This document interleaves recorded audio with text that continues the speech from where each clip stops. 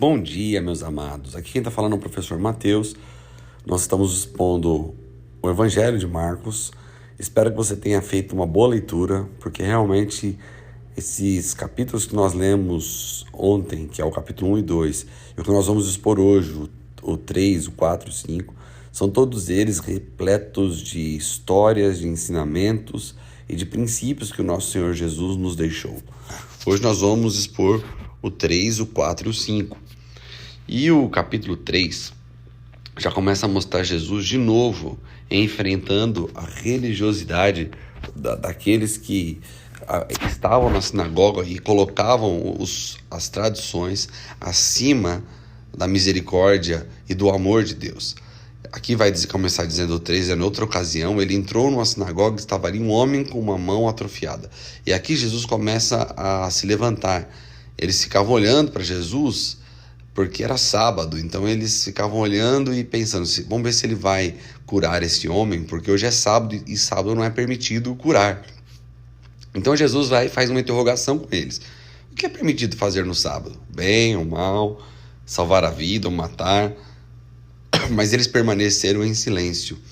E interessante, vai dizer que Jesus se irou e olhou para os que estavam à volta profundamente entristecido por causa do coração endurecido deles. Disse ao homem, estenda a mão. E ele estendeu, e ela foi restaurada.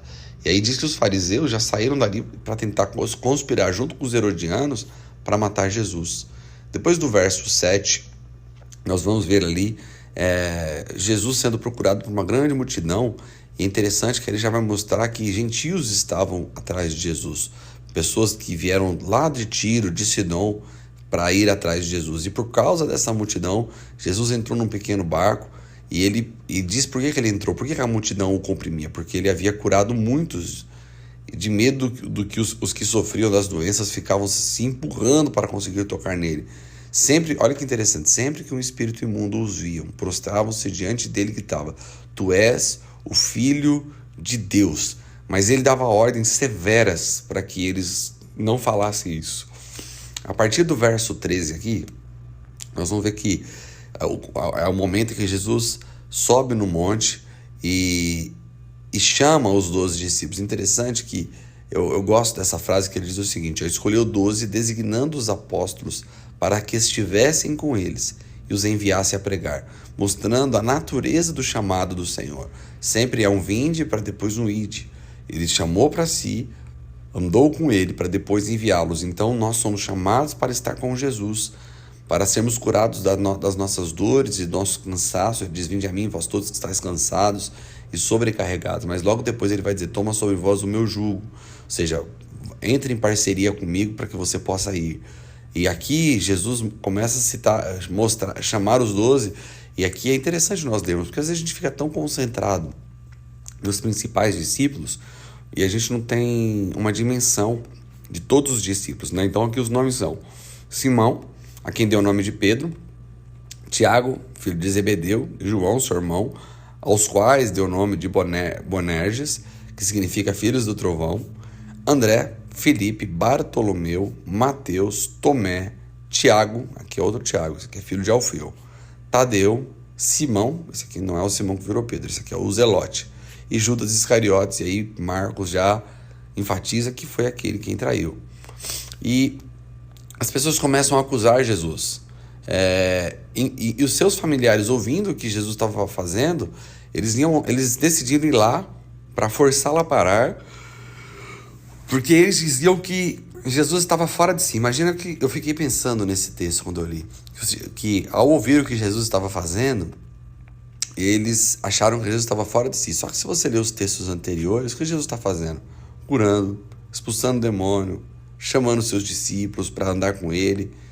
Então eu não sei qual era o nível de tranquilidade que eles viviam antes de Jesus manifestar o seu ministério, ou a frieza que estava na nação. Porque quando Jesus começa a fazer essas maravilhas, em vez deles glorificarem, todos começaram a acusar Jesus e a família queria pará-lo, porque eles achavam que ele estava fora de si. E continuando a leitura, você vai ver que Jesus conta uma parábola, né? Na verdade, Jesus os chamou e falou por parábolas e começou a falar para eles assim, ó, pode Satanás expulsar Satanás?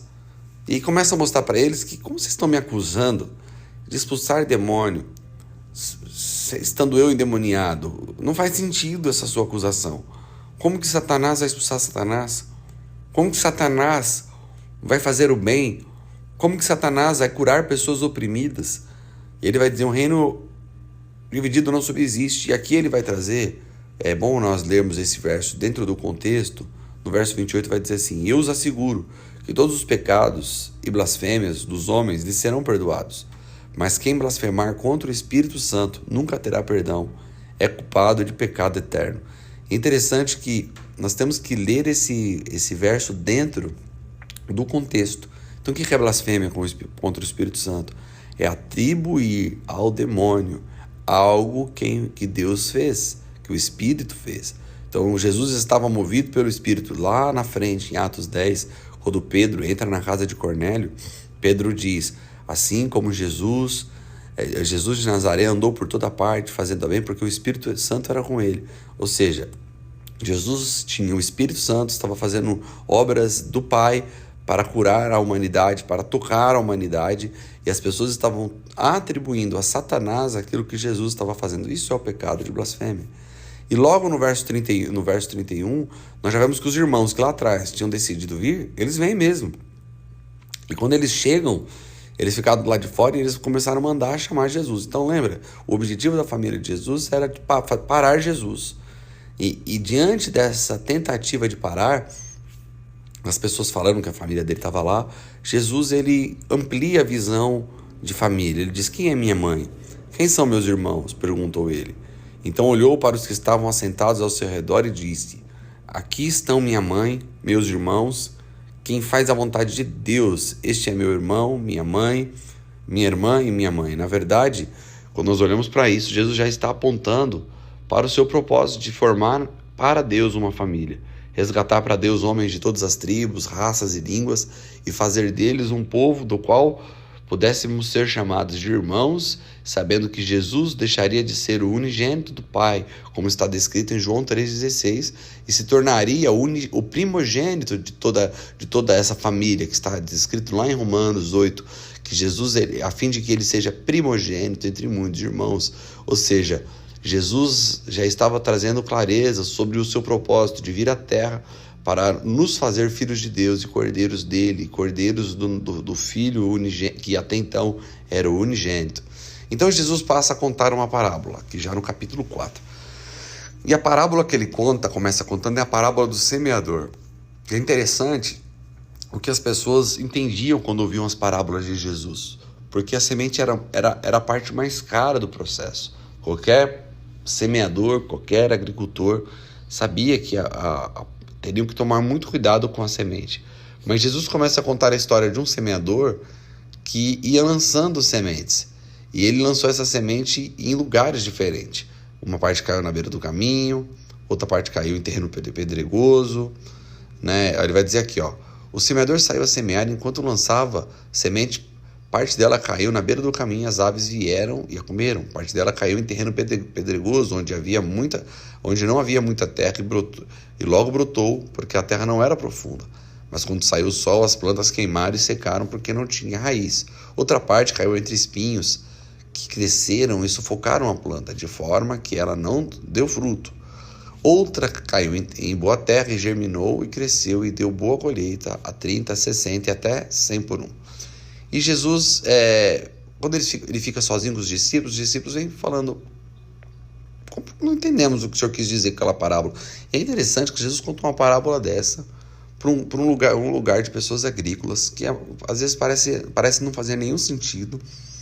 E as pessoas ficam com dúvida do que Jesus está falando. E em outras parábolas, nós temos assim um pouco mais de clareza. Quando Jesus conta a parábola do filho pródigo, qualquer ouvinte, seja ele discípulo, seja ele que estava chegando perto, embora ele pudesse não entender o teor espiritual da parábola, sabia que era uma história linda, de um filho que foi embora, que levou a parte, que defraudou o pai, porque o pai ainda estava vivo, levando parte da herança, E quando esse filho volta, ele encontra um pai amoroso o esperando na porta. Mas quando nós vemos essa parábola, para aqueles que estavam ouvindo, podem ter ficado muitas dúvidas, e inclusive ficou. E foi dito que a parábola era contada justamente para que as pessoas não entendessem, porque o coração delas era endurecido e elas não estavam ouvindo e vendo. Porque se você vê o contexto aqui do que essa parábola foi contada, todo mundo perseguindo Jesus. Jesus cura, as pessoas tentam prender. Jesus liberta, Jesus cura no sábado e querem prender. Jesus cura demoniados, a família quer impedi-lo. Então, estou fazendo milagre, estou curando, estou fazendo coisas boas e as pessoas parecem que não estão recebendo nada, pelo contrário, querem me perseguir. Então, essa parábola está falando justamente dessas pessoas que estão recebendo a semente, e logo depois nós vamos ver isso continuando, e elas são terrenos que não dão fruto. E aí Jesus explica, porque os discípulos vêm perguntar, e Jesus também os fala: como vocês não entenderam? Como vocês estão entendendo as outras? Então Jesus vem e vai dizer que as sementes que estão ali na beira do caminho, que fala que a semente é a palavra, explica que ele está falando na verdade da palavra, que é aquilo que ele está fazendo e está sendo perseguido. Ele está semeando uma palavra e está sendo perseguido por essa palavra. Ele diz: essa palavra é uma semente. E quando ela cai à beira do caminho, é aquele momento onde as pessoas recebem e o Satanás vem e retira logo a palavra delas que foi semeada. As que são lançadas em terreno pedregoso é aquelas pessoas bem animadas que recebem, né, com alegria a palavra, mas como elas não têm raiz em si mesmas, permanece por pouco tempo. Quando surge uma tribulação, uma perseguição por causa da palavra, logo o abandonam. A outra que caiu entre os espinhos é aquela pessoa que ouve a palavra, mas quando chegam as preocupações dessa vida, o engano das riquezas, os anseios por outras coisas, sufocam a palavra, tornando-a infrutífera. Lá no verso 21, Jesus está dizendo, olha que interessante a narrativa. Ele está dizendo: quem traz uma candeia para ser colocada debaixo de uma vasilha ou de uma cama? Acaso não coloca no lugar apropriado? Porque não há nada oculto que não venha a ser revelado e nada escondido que não venha a ser trazido à luz. Se alguém tem ouvido para ouvir, ouça. Considerem atentamente o que vocês estão ouvindo. Continua ele: com a medida que medirem, vocês serão medidos. Ainda mais acrescentarão para você. À medida que tiver, mais lhe será dado. De quem não tiver, até o que tem lhe será tirado. Nós vamos ver esse padrão em outras parábolas, como a parábola das minas, como a parábola dos talentos, que mostra que até o que a pessoa tem lhe será tirado, e quem tem, mais lhe será dado. Mas se a gente continua entendendo o texto, Jesus está falando assim: não tem como esconder. Então, a manifestação de Jesus é como se uma luz tivesse se acendido no meio de densas trevas. E o que Jesus está dizendo aqui é que não tem como esconder. Não tem como esconder uma luz debaixo de uma... A luz foi feita para brilhar. E esse brilho estava trazendo um sério problema, porque o brilho estava revelando a podridão que aquele povo estava vivendo. A partir do verso 26, ele começa agora a falar não a parábola do semeador, agora ele fala a parábola da semente. Ele dizendo que o reino de Deus é semelhante a um homem que lança uma semente sobre a terra. Ele vai dizer que esse processo ele acontece em oculto. Olha o que está escrito: noite e dia, estando ele dormindo ou acordado, a semente germina e cresce, embora ela não saiba como. Por que não sabe como? Porque a semente está embaixo da terra. Ele está dizendo que a terra por si própria produz o grão, primeiro o talo, depois a espiga, e então o grão cheio de espiga. Logo que o grão fica maduro, o homem ele passa a foice, porque a colheita chegou a colheita. Então ele está dizendo que aquele processo ali que estava começando agora poderia parecer que não estava fazendo muito sentido, ninguém estava recebendo, mas ali a semente estava sendo plantada e logo chegaria um dia onde a colheita poderia ser feita. Aqui ele vai falar sobre a parábola do grão de mostarda. Ele vai de novo dizer que o reino de Deus é semelhante, né, a uma semente de grão de mostarda, que é a menor de todas as sementes. No entanto, uma vez plantada, cresce e se torna uma das maiores plantas, com ramos tão grandes que as aves do céu podem abrigar-se à sua sombra. E então está dizendo que a semente, o reino de Deus é uma semente pequena, mas ela cresce ao ponto de gerar sombra para todos, ou seja, um lugar de abrigo para todos, mesmo tendo começado tão pequenininho. E com muitas parábolas, Jesus anunciava a parábola tanto quanto podia receber. Não lhes dizia nada sem usar alguma parábola. Quando, porém, estava a sós com seus discípulos, explicava-lhes tudo. Então, naquele dia, Jesus entra no barco para ir para um outro lado. Ele está indo agora para Gadara. Nós vamos ler isso no capítulo 5. Ele está indo para uma região gentia, fora da região da Judéia, embora pudesse estar debaixo do governo de Herodes, mas era uma região que era fora dos limites de Judá. Gadara fazia parte de uma região da Decápolis, que na verdade era uma liga de 10 cidades. Então nós vamos entender porque Jesus estava indo para lá, mas nesse momento Jesus deixa a multidão e entra no barco. E quando Jesus entra no barco, Jesus está cansado, então Jesus dorme, Jesus descansa. E quando ele descansa, o que acontece? Começou um temporal muito grande. Um vendaval que lançava o barco de um lado para o outro, que ia fazer o barco afundar. E eles acordaram Jesus dizendo: o senhor não se importa que morramos? E aqui Jesus começa a mostrar o poder dele não só sobre os espíritos malignos, não só sobre as doenças. Aqui Jesus mostra o poder sobre o universo, sobre o tempo, sobre o vento. E Jesus manda a tempestade se acalmar, e a tempestade se acalmou. E quando a tempestade se acalmou, Jesus confronta a pequena fé deles. E eles diziam no final: quem é este que até o vento e o mar lhe obedecem? Entrando agora no capítulo 5 de Marcos, nós vamos ver a história do endemoniado de Gadara. Nós o chamamos de Gadarenos. E aqui ele está falando de um, né? E aqui, lá em Mateus, falou de 2. Mas a narrativa aqui não é a questão se era 1 ou 2, mas é o que aconteceu com esse demoniado. Aqui está dizendo que tinha um homem que vivia nos sepulcros e ninguém conseguia aprender porque ele tinha muitos demônios.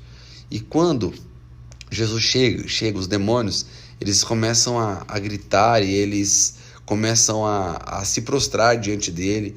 E eles dizem algo muito interessante: que queres comigo, filho do homem, Deus Altíssimo? Olha, filho do Deus Altíssimo, rogo-lhes porque Deus...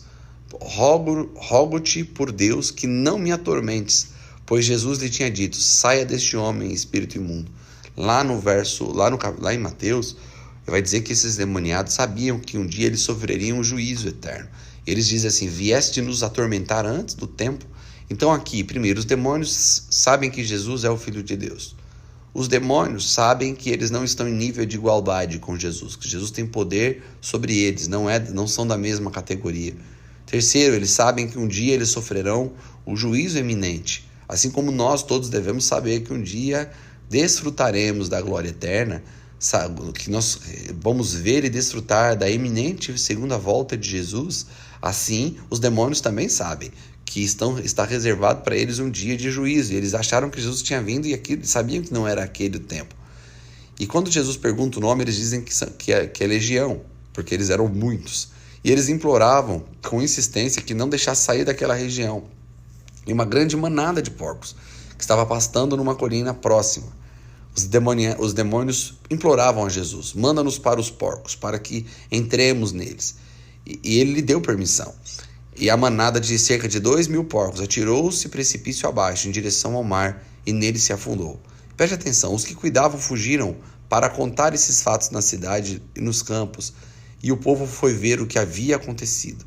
E aqui vai dizer que quando os homens viram o que tinha acontecido, que viram os endemoniados agora vestidos em perfeito juízo, eles pediram para que Jesus se retirasse do meio deles. Olha que coisa interessante. Os demônios, aqui mostra como são vis os demônios. Eles não queriam deixar de atormentar alguém. E eles pedem para possuir alguma coisa para que eles não fiquem vagando. E eles vão para os demônios, para os porcos. E os porcos se precipitam e eles passam a não ter mais corpos para possuir, porque os demônios se precipitaram no mar. Talvez se eles soubessem que ao entrar a reação dos porcos seria essa, talvez eles nem tinham pedido para entrar nos porcos. Mas a gente faz muita conjectura, mas vamos ver aqui o que é fato, o que é fácil entender.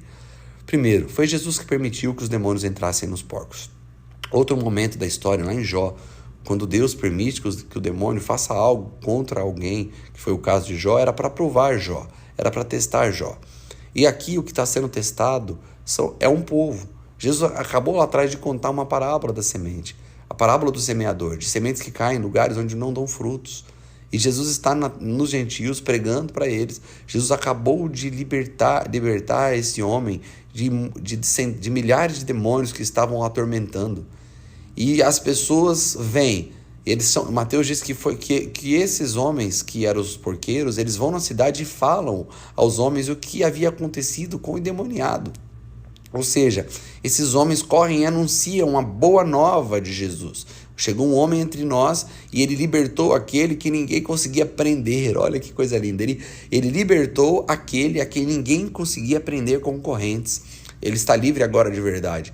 E quando eles olham, e eles têm agora uma escolha, Jesus força uma escolha. Ao permitir que os demônios entrem em porcos e acabe com a renda de alguns homens, e mexa nas finanças deles, Jesus coloca diante deles uma escolha. Aqui está um homem liberto, por um homem que ninguém havia conhecido. E aqui estão porcos mortos. O que vamos fazer? Qual acontecimento vai influenciar a nossa relação com esse homem, com Jesus que acabou de chegar entre nós? O fato dele ter liberto um homem que ninguém conseguia nem mesmo prender, ou o fato dele ter permitido que demônios entrassem em porcos e porcos morreram? E foi-se então quantia significativa das nossas finanças. E eles optam pelas finanças ao expulsar Jesus da terra. E ali fica claro o coração daqueles homens. Mesmo assim, Jesus, com a sua misericórdia, não permite que o ex-endemoniado entre com ele no barco e volte para a Judéia. Jesus disse: fique e diga a todos o que aconteceu com você. E a Bíblia diz que ele pregou em Decápolis. Jesus enviou ele para pregar em 10 cidades gentias através do testemunho de que havia acontecido com ele. E agora nós vamos ver, Jesus mostrou o poder sobre o tempo, o poder sobre os demônios, Jesus mostrou o amor sobre os gentios. E agora a gente chega no verso 21, nós começamos uma narrativa muito interessante. Porque Jesus é chamado para orar por uma menina, que era filha do líder da sinagoga, que se chamava Jairo. E essa menina tinha 12 anos. Jesus está no caminho, indo para a casa de Jairo para curar essa menina, uma mulher que havia 12 anos, sofria de um fluxo de sangue, toca nas orlas de Jesus e ela é curada, dando uma certa interrompida no caminho que Jesus estava fazendo para a casa de Lázaro. E então essa mulher é curada, que tinha 12 anos, que tinha fluxo de sangue. E agora Jesus, quando vai voltar para o rumo da casa de Jairo, uma notícia chega que não adiantava fazer mais nada, porque essa menina já havia morrido. Jesus ignora o fato do que eles estavam dizendo, o fato que eles estavam narrando. E Jesus continua e diz a Jairo para que Jairo não temesse, que somente cresce. E quando Jesus chega lá, Jesus vê muitas pessoas chorando, sofrendo, e Jesus não deixou ninguém ir atrás dele, permitiu só que Pedro, Tiago e João fossem com ele. E quando chegou lá, que as pessoas estavam chorando, Jesus disse: a criança só dorme. E as pessoas riram dele, porque sabiam que elas estavam mortas. E quando Jesus chega pela criança, Jesus toma ela pela mão e diz: Talita cumi, que significa: menina, eu te ordeno. Eu ordeno a você, levanta-te. E imediatamente a menina que tinha 12 anos de idade levantou-se e começou a andar. E isso os deixou atônito. Ele deu ordens expressas para que não dissessem nada a ninguém e mandou que dessem a ela alguma coisa para comer. Então, olha, imagina lá no começo nós dizemos que Marcos estava escrevendo esse evangelho para os romanos. Imagine como ele apresentou Jesus só nesses capítulos que nós lemos hoje. Jesus tinha poder sobre os demônios. Jesus tinha poder sobre as doenças. Jesus tinha poder sobre a morte. Jesus tinha poder sobre o mar, sobre o vento. Jesus era misericordioso ao ponto de pregar para pessoas que estavam fora da Judéia. Jesus foi perseguido por sua família, foi perseguido pelos religiosos. Então Jesus está dizendo, o que Marcos está dizendo para aqueles homens que estavam lendo? Gente, vocês estão sendo perseguidos agora, Jesus também foi, inclusive por sua própria família. Mas esse Jesus que foi perseguido, que está aqui hoje, ele tem poder.